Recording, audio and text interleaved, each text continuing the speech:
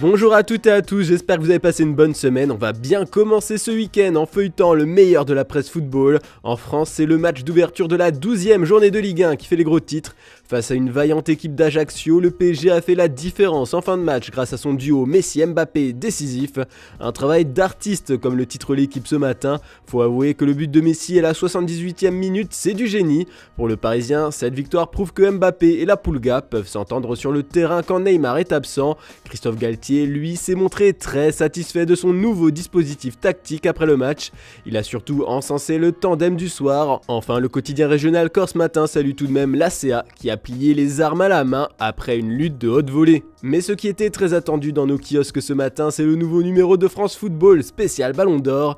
Bien évidemment, on retrouve le seul, l'unique Karim Benzema sur la une. Le crack français fait part de sa joie et de sa fierté d'être le 45e lauréat dans une interview exclusive. Le magazine s'est aussi permis de partager quelques entretiens avec les autres joueurs récompensés, Gavi, Courtois et Alexia Putellas.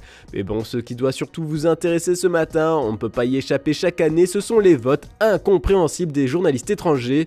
Autant voir un journaliste portugais placer Rafael Leão en 5e n'est pas si surprenant, mais le voir aussi chez le votant de la Macédoine du Nord paraît plus improbable. Le journaliste iranien a lui voté pour Dusan Vlahovic en 5e, Heung-min Son arrive même 3e au Nigeria, mais que 4e en Corée du Sud, alors que Sébastien Haller s'offre une 4e place en Côte d'Ivoire. Mahrez finit lui 2e en Croatie, alors qu'il n'intègre pas le top 5 en Algérie. J'ai cité Gavi tout à l'heure, le trophée Copa a aussi été élu Golden Boy 2022 par Tuttosport hier, et bien ce matin Mundo Deportivo rend hommage au petit prodige du Barça sur sa une. D'ailleurs, le journal a aussi décortiqué ceux qui ont voté pour lui pour le trophée remis par France Football. Pour rappel, ce sont les anciens lauréats du Ballon d'Or qui votent, et bien ce serait le vote de Messi qui aurait été décisif.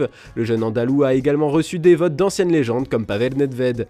Par curiosité, Ronaldinho n'a pas choisi Gavi parmi les meilleurs jeunes. Puis ce samedi sur la première page de Sport, c'est surtout Lewandowski qui est mis en avant. En effet, pour le quotidien catalan, le Polonais est bien parti pour briser des records établis par Messi.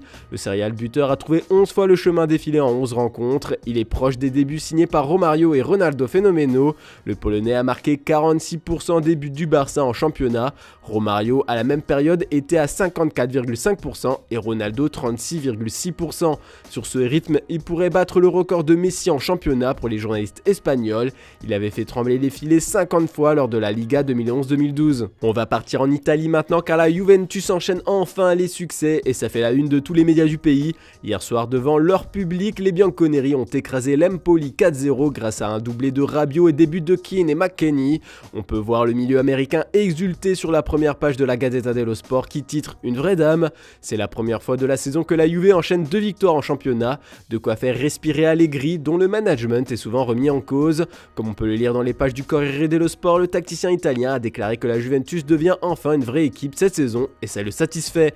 Au classement, le club turinois gagne une place mais reste loin du podium à la 7e place. Enfin, pour les journalistes de Tuttosport, ce succès permet aux Bianconeri de faire le plein d'assurance avant d'affronter Benfica en Ligue des Champions mardi. En parlant du Benfica, les Aigles de Lisbonne ont fait forte impression hier grâce à un succès sur la pelouse du rival historique Porto 1-0. L'Aigle a frappé le dragon, titre le journal Record. On peut voir la très belle frappe du buteur Rafa Silva en une d'Ojogo et Abola. Le club portugais a frappé un grand coup hier et compte désormais 6 points d'avance sur son adversaire du soir. Surtout, cette défaite pour Porto vient mettre fin à une série de 5 victoires de rang, toutes compétitions confondues pour le club, alors que les Lisboètes signent leur premier succès dans un classique depuis le mois de mars 2019. C'est avec plein de certitude que Benfica va recevoir la Juve. Pour finir, on va parler d'une vedette portugaise qui déchire les passions, Cristiano Ronaldo. Pour rappel, la star portugaise a été punie suite à son coup de sang mercredi soir lors du match entre Manchester United et Tottenham. Resté sur le banc, CR7 avait rejoint les vestiaires avant la fin de la rencontre. Et c'est la fin de la partie pour Ronaldo, comme l'écrit The Guardian ce matin. Hier, en conférence de presse, Erik ten Hag n'a pas pu esquiver le sujet. Le manager néerlandais a donc rapporté aux journalistes présents s'être expliqué avec la star des Red Devils. Il lui a dit clairement qu'il doit s'excuser s'il veut réintégrer le groupe.